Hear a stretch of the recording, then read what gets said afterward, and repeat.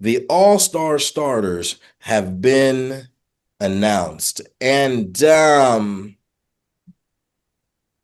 honestly, outside of one particular name, I'm not really surprised by most of the starters that were announced.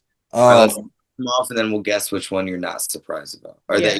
that you are surprised about. yes. So our East NBA All-Star starters: Jalen Brunson, Giannis Antetokounmpo, Tyrese Maxey, Cade Cunningham, and Jalen Brown. Your West NBA All-Star starters: Luka Doncic, Shai Gilgeous-Alexander, Stephen Curry, Nikola Jokic, and Victor Wembanyama. Who are you shocked over? So, are you saying that Ant should be in there? I'm surprised that Ant is not a starter. I am.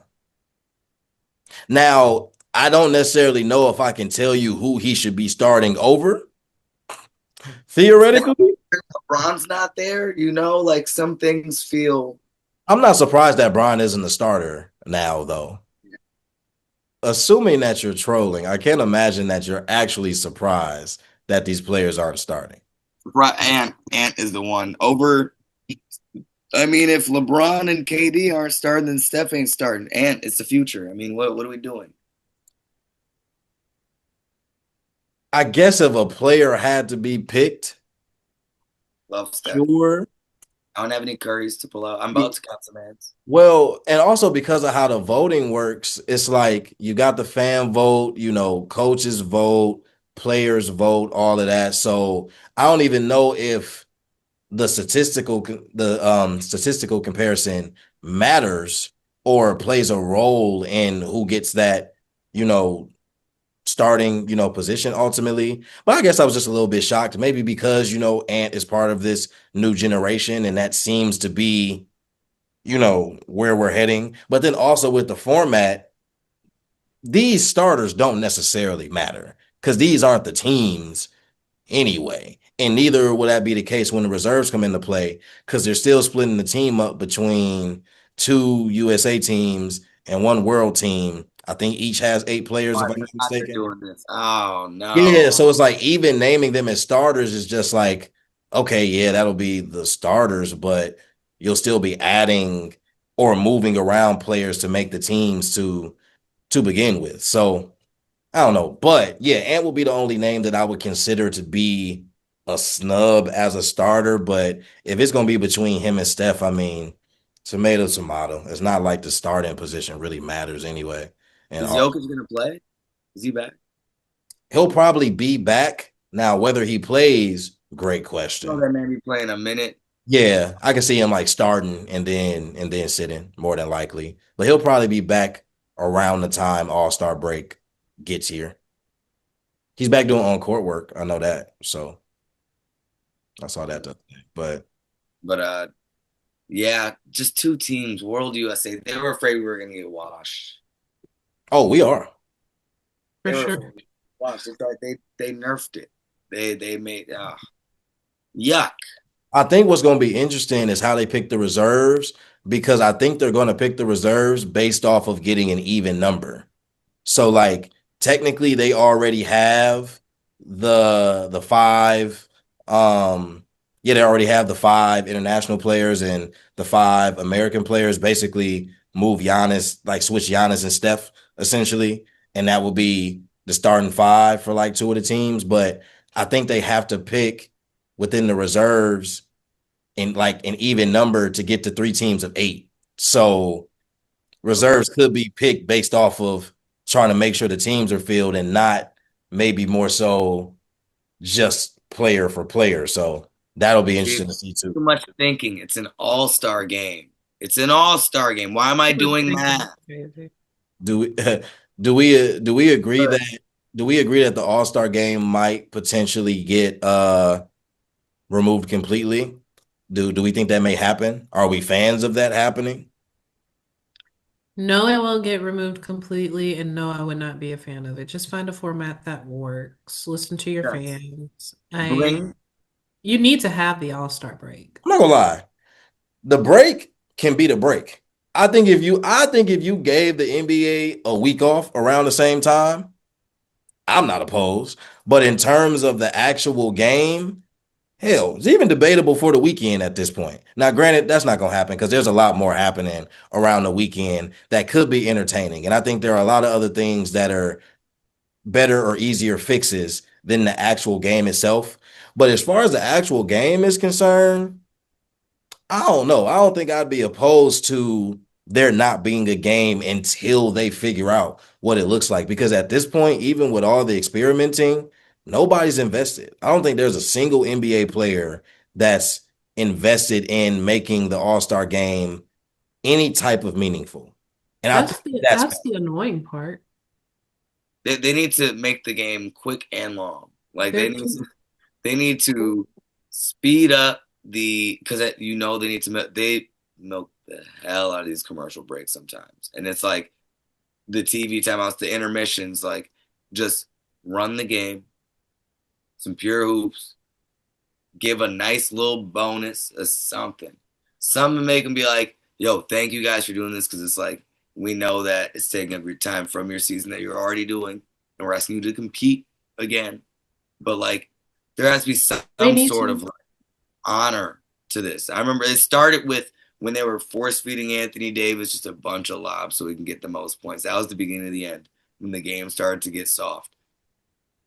Bring back D Wade breaking Kobe's nose. Like we need where are the dogs at? Who's gonna be out there to hoop? Like, and I think right now we're at a nonchalant era. We're in yeah. a it's cool to not try as hard era, and I'm like, so. They spare me. need to do what Unrivaled is doing. The one-on-one would be fun. Would y'all replace the game with the one-on-one tournament?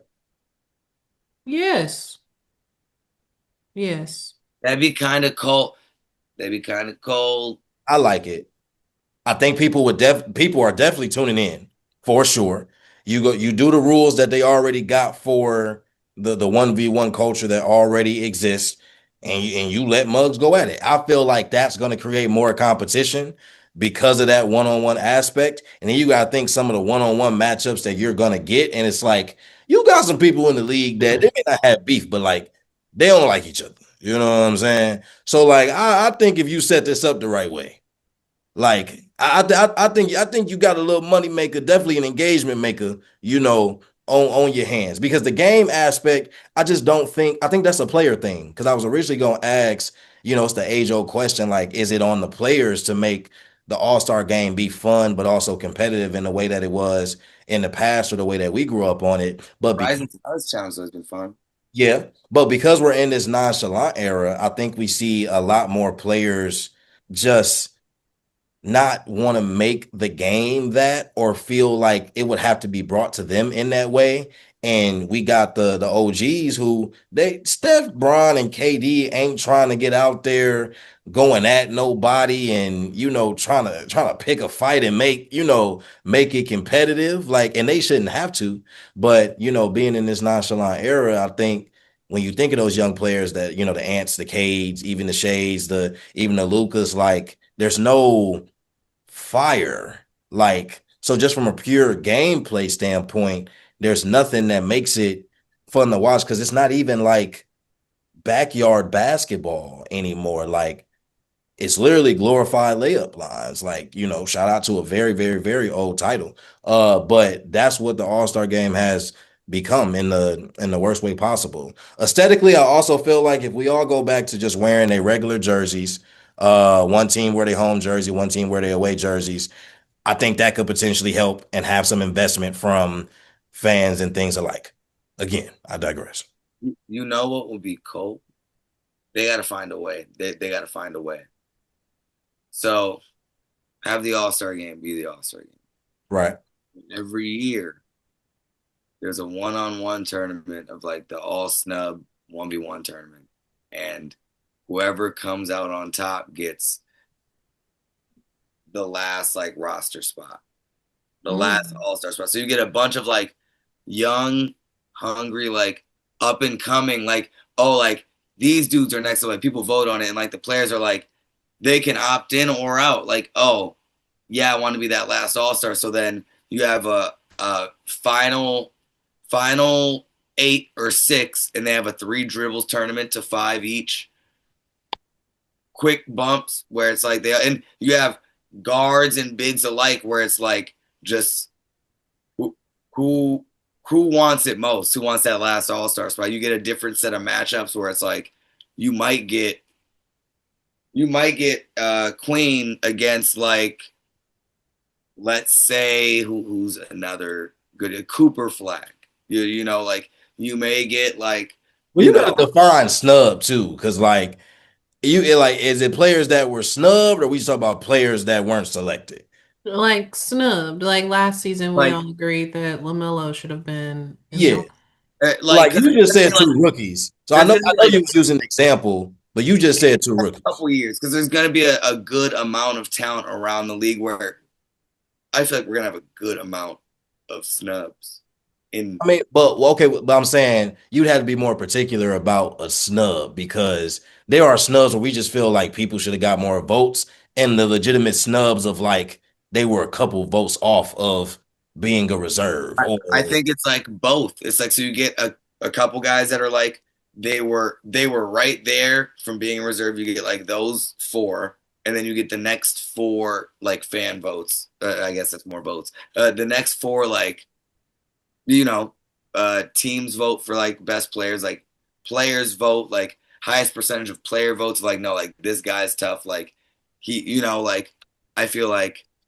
there yeah, can be something done. We've thought hard enough about having we're gonna have 3 teams, one world, one from we're no, like we just have that be for the 1v1 tournament and then have 2 teams face off on All-Star weekend on Sunday night.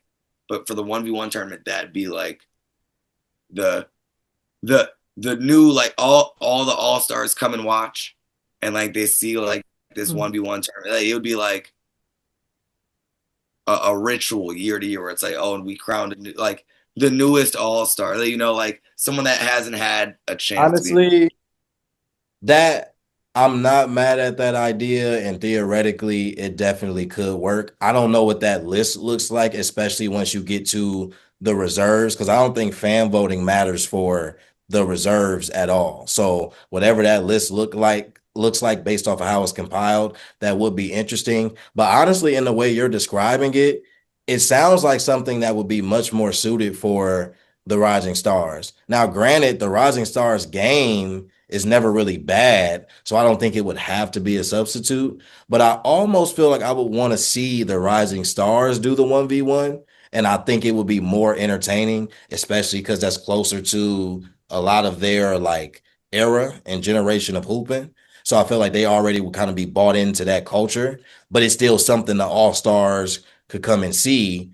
Still could virtually be like this ritual, this tradition where you're still crowning like a king of the new generation or young generation, but then there's still kind of this separation of like the rising stars and the all stars. Again, not to say I wouldn't want to see some of those like snubbed all stars or players who are in the running but didn't get enough votes or whatever do it. But I wonder if buy-in would be an issue at that juncture. But we just throwing stuff and see if something hit a wall because obviously they running out of ideas. They running out of options. So, They got a million teams.